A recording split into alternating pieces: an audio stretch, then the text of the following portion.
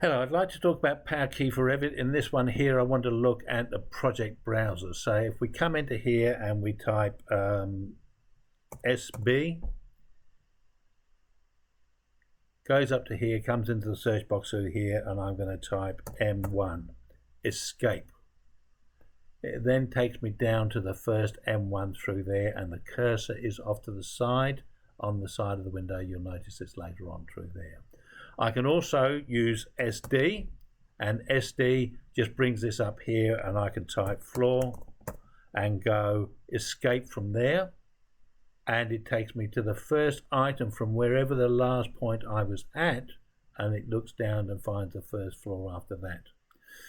Then the cursor comes right onto the right hand side. Now if I'm just normally doing something, you've got to be careful on this one here. You want to, first of all, to activate the search, you've got to go into the project browser and right hand click, and then you get these options coming up here.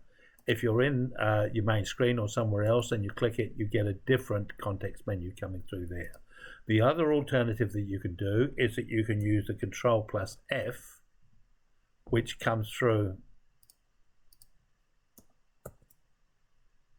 the Control F doesn't work in the main screen, but if you're in the browser area and you do Control F, it then works. So you've got to move your mouse across to this area and then type Control plus F, and then you get to this point in time. Then you can put your item in, so we can do E6 and we can go next, and it'll bring us through to where that is. Now I've got to go close. Now with the close, if you see on these ones here, I'm just going to go floor under here, and then I'm going to go next. Now underneath the N here, there is an underline, which means it's an out. You can use Alt plus N to toggle all the way down, and it'll just go down looking for all the ones until it's gone through all of them through the browser. And when this comes up and tells you that you found all of them, then you've got to use previous. So you're using the Alt plus P key, you can then work your way back through to the ones that you actually want.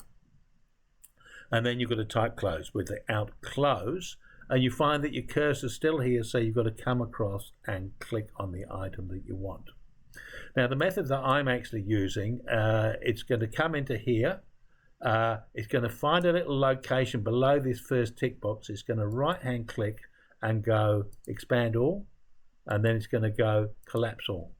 So it starts off with everything collapsed, and then it clicks on the first item there, so that when it starts a search, it's then going to come across and bring up the search box.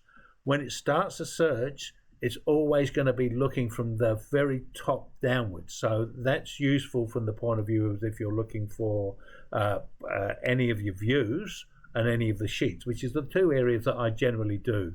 So I do go and look for families once in a while, but generally I'm looking for sheets and I'm looking for views. As I'm cycling through, I find I'm doing a lot of searching on those, and it can be a bit messy after a while. So this one here then brings you in to the view box, and it brings you over here, and you're ready to actually type the information that you're looking for at that point in time. But it also has another thing. If I type M1, normally you'd have to go next. But what I do instead is, if you could type M1 and you type either escape or tab, it jumps you out of that command. It assumes that that's the one that you wanted there, so it doesn't show you until you actually type escape, and then it brings the cursor over to this side here. So the cursor, and it closes the visual box. So let's just do that now, and we're just going to type SB.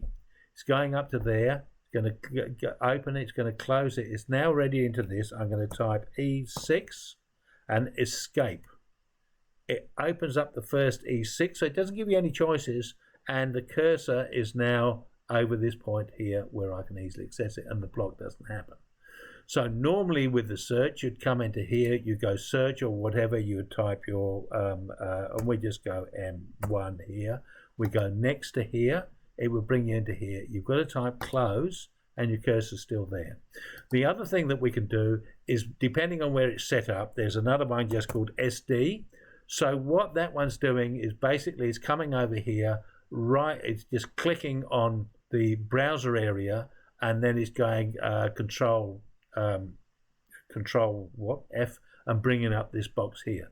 So at this point in time, I can still do this. So I can do E1, we'll say an escape, and sorry, it's just jump to the next E1 from wherever that was.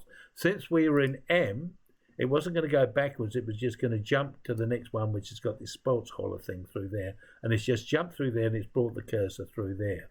With that SD though, I can type E1 again, and I can actually just use the normal and just use it as a search. So I can work back through and find the item that I want, which is the E1, but I've still got to go through the close. So it's a quicker way of just not having to bring your cursor over here. So I think I want to search for something now, I can just type SD. So it's not doing anything fancy. It allows you to do another level of fancy. So I can do the E1. If I do escape, it's just going to come across. No, it jumps to the next one, sorry. And it brings the cursor over to this side here. So you actually have, there's an issue here, is that my project browser I have up here. That's my preference. Other people I've seen have the properties up here, and they have the project browser down the bottom. They like lots of real estate for the actual model itself. Some other people I've seen have got properties on this side and they've got project browser on that side. So you need to be able to identify this location. So we can use the tools and we can use the Alt 1 to actually get the mouse location of, and I've got the crosshairs on there with the Alt 2. So if you look at the tools under PowerKey for Windows, PowerKey for Revit, you'll find there's a tool which will give you the mouse position and one which will give you the crosshairs that you can toggle on and off. So just watch those. So you can use these tools, and so I've got a location here of 2434Y364 something. So if I just go SSS spacebar, this brings up my settings, any file, and you'll see in the project browser click, the first item is that coordinate. So what I'm doing is, you see, if I put it over here and that browses at that point, you'd actually be clicking on an actual view or an object or something else. So we don't want that. We actually want something on this point here, and I've just taken this location in between the two expander plusy points there. That way you're not going to conflict with anything. So when I go and right click, I can actually go expand all, and then I can right click again and go collapse all. So this fails if it starts off in the expand all position. It fails because it goes expand all and then it collapses all and then it toggles again and does expand all. But as long as you collapse one, it will always work. So that means it will then go expand all, it will then go collapse all, and then it brings the cursor here. Now, if you're always searching sheets, instead of actually the next one, so on the table through here, is asking for X1 and Y1, I started off on views, so I want that location. But if you want to start from sheets all the time, you can click on that one and say, okay, then when it's in that shrunken state through there, just look at, that's where I actually want the second mouse click to actually occur, and it starts all searches from that point forward. So that's on the SB command. For the SD command, it also needs just that location in between, but you've given it that from these variables through here. It's also got a sleep component through here, so if you find that it's going a bit too slowly, you can actually speed it up by changing your variable through there to about 300 and go safe. And I think it's only pausing in a couple of instances on the more complicated one, the SB, not on the SD at all. As I said, for the SD, just using it, you can be anywhere on your screen, right the way over here, type SD, and it just comes up and pops that up. So you don't have to come into the project browser and be in here first before you go Control plus F to bring up this box.